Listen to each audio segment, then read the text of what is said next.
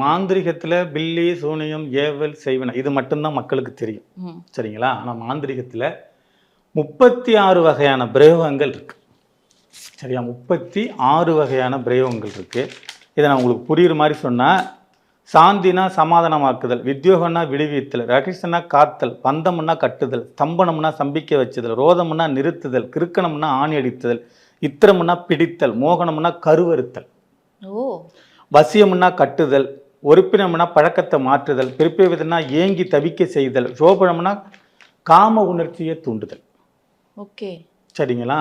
ஏடானம்னா ஆசையை உண்டாக்குதல், சம்பனம்னா போகத்தை கொண்டாக்குதல், ஸ்தம்பனம்னா போட்டிகளை இல்லாம வாழுறது, அதர்வனம்னா பின்னால வர வைத்தல். சரிங்களா? அதே மாதிரி இஸ்திரணம் விபச்சாரியா மாத்தி விடுறது, கெட்ட வழிகளில் மாத்தி விடுறோம் இல்லையா? அந்த மாதிரி பிரயோணம் ஆளையே காலி பண்றது, கை கால் வராம செய்யறது. அந்த மாதிரி பேதனம் பைத்தியம் பிடிக்க வைக்கிறது. உச்சாரணம் தூக்கம் இல்லாம தவிக்க வைக்கிறது, ஒருத்தருடைய குழப்பமான சூழ்நிலைக்கு கொண்டு போறது. தகனம் தீக்கு இரைக்காக்குது, இறந்து போய் தீக்கு இரையாக்க வைக்கிறது.